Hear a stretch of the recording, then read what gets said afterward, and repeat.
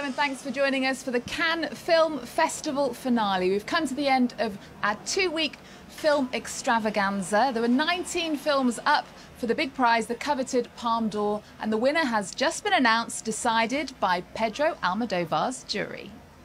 The Palme d'Or goes to Ruben Östlund's film The Square.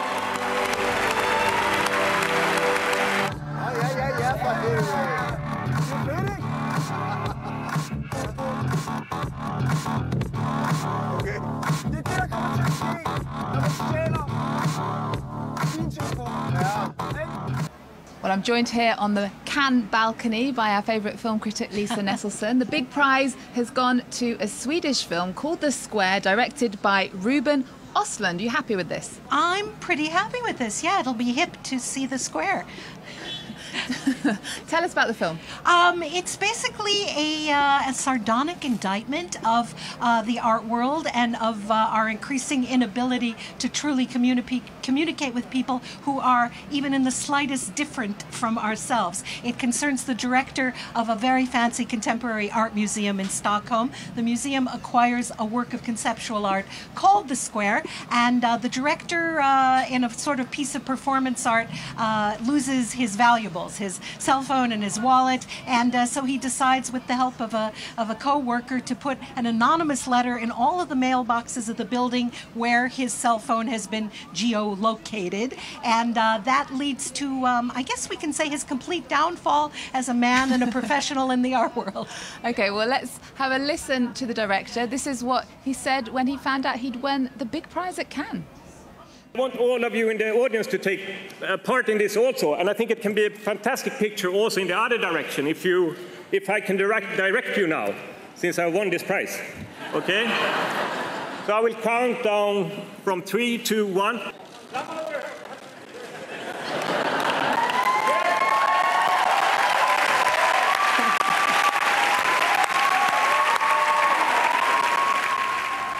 I think from watching that, you probably get a little bit of an idea of what that director's like and what that film is like. It's kind of fun in a dark sort of way. Well, let's move on to some of the other prizes now. The Best Actress prize this year went to the German actress Diane Kruger, and it's her first film in her native language. I think she's an extraordinarily versatile actress. She can do comedy. She can definitely do drama. In this film, she plays a middle-class German mother who has married a man of Turkish heritage in Hamburg, and they have an adorable 6-year-old son. He has served time in prison for drug dealing, but he has absolutely come out of prison reformed, and he is a responsible citizen. One day, his business is blowing up, and so she loses her husband and her son, the things dearest to her. And of course, initially, because of his prison record, they assumed that he must have been mixed up in some sort of nasty business. But no, it turns out that it was homegrown German Aryan bombers. And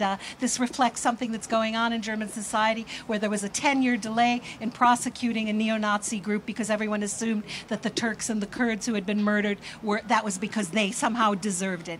And so Diane Kruger plays a woman who is struggling for some sort of justice, some sort of, I hate to use the word closure, but how do you cope with the random loss of everything you hold dearest? And this film treats that in a dramatic and heartrending manner. And a reminder, the name of that film is In the Fade, and it's directed by Fatih Akin. Here's the actress, though, who won Best Actress, Diane Kruger, after she accepted the prize. I cannot accept this award without thinking about anyone who has ever been affected by an act of terrorism, and who's trying to pick up the pieces and go on living after having lost everything.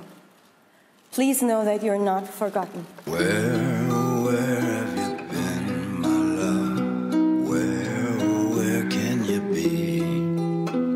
And as sure as days come from moments, each hour becomes a lifetime. And she left, I'd only begun this lullaby. So Diane Kruger won the prize for Best Actress in the film In the Fade, directed by Fatih Akin, the German film. And the Best Actor went to Joaquin Phoenix for his performance in You Were Never Really Here. I didn't see this with my own eyes, but I can say that I have never seen a less than resonant deeply affecting performance from this actor, so I'm sure it's deserved. Well, he plays a very disturbed hitman in this film who we reflect over his past, and it's a very psychological drama. Not that much happens in the film. A lot of it takes place inside his head. Well, let's have a listen now to Joaquin Phoenix as he accepted his prize for Best Actor in the film You Were Never Really Here. I'm speechless. Thank you so much for this. Thank you. Any work that I did was inextricably linked to the director, and so I share this with Lynn Ramsey.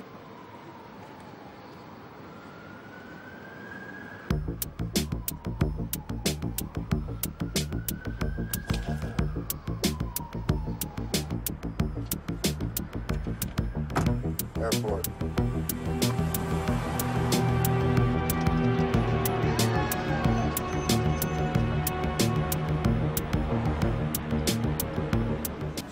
And there you saw the actor Joaquin Phoenix, who's won the Best Actor award at this year's Cannes Film Festival for his performance in You Were Never Really Here. Some saying that film is Lynn Ramsey's, the Scottish director's, comeback. Let's move on now to an original prize that we weren't expecting necessarily for the 70th anniversary that went to Nicole Kidman. I guess she didn't know anything about it because she went back home to Nashville, and after spending quite a few days here, because she gave 4 performances in 4 different projects here, a mixture of film and television. She had to give a video acceptance speech. However, Will Smith gave the prize, and he said, even though she's not here, you can take my picture anyway. Or was that for Sofia Coppola? Now I'm mixed up. A lot of women winners this year. Just to remind you that some of the films she was in is The Killing of a Sacred Deer, The Beguiled. She was also in the TV series that was premiering here, the 2nd season of Top of the Lake, as well as How to Talk to Girls at Parties. Have a taster of some of those. How long have you known him? Quite some time. He was a patient of mine years ago. Did you go to the funeral? I did go, yes. Why didn't I go with you? We ask for your protection over our school, and we pray that we will be kept from harm throughout the night. Amen. Corporal McBurney's stay here has taught us all a very important lesson. Can I get you anything? The enemy is not what we believe. There we saw a couple of Nicole Kidman's films. She had 4 entries here at the Cannes Film Festival this year and won a special prize for the 70th anniversary. Let's move on now to the Grand Prix. It's a very important prize here at the Cannes Film Festival. It's not quite as good as the Palme d'Or, but it's still good to win. And it went to who this year, Lisa? That would be Beats Per Minute, which is a French film about the history of the group ACT UP, which fought for the rights of people who were HIV positive or had full-blown AIDS in the 80s and 90s, and made all sorts of guerrilla efforts to get the French government to sit up and take notice, to make pharmaceuticals more available to people suffering, and also to make sure that people are educated about the disease. It's a lot of people talking in rooms, it's people throwing fake blood at drug companies, and it's also an incredibly touching, ultimately extremely moving love story between 2 young men. It's really a tragic, urgent film, and I really felt like it was full of life. I absolutely love this, and most people, I haven't met anyone who didn't like that particular film. You're very right, and it won 2 prizes yesterday, the International Film Critics Jury Award, and also an award in honor of a very revered film journalist named François Chalet. So it was popular with a lot of different kinds of people, and I think it's going to do very well in French theaters. We'll see for the rest of the world. Well, let's take a look at the 120 beats per minute, or BPM as people here are calling it. Bonjour tout le monde, nous sommes ACT UP Paris et nous sommes venus vous donner un cours de prévention sur le sida parce que l'État français est incapable de nous informer. Qui vous a donné l'autorisation? Non, il faut savoir que la capote, c'est la seule manière de se protéger pour l'appellation. Il faut savoir que le risque existe bel et bien. Oh, je vous demande de quitter cette salle. Une guerre invisible aux yeux des autres. Pourtant nos amis meurent et nous ne voulons pas mourir. Nous nous battons contre ceux pour qui l'épidémie est une aubaine car elle tue depuis plus de 10 ans dans l'indifférence générale. Well, there we go. That was a clip from the film Beats Per Minute, or BPM. The director of that won the Grand Prix. That film won the Grand Prix this year. Next prize on the list is Best Director. Now, this film had what we say, to be polite, mixed reviews. here at the Cannes Film Festival. It's Sofia Coppola's The Beguiled. Now, what did you make of this?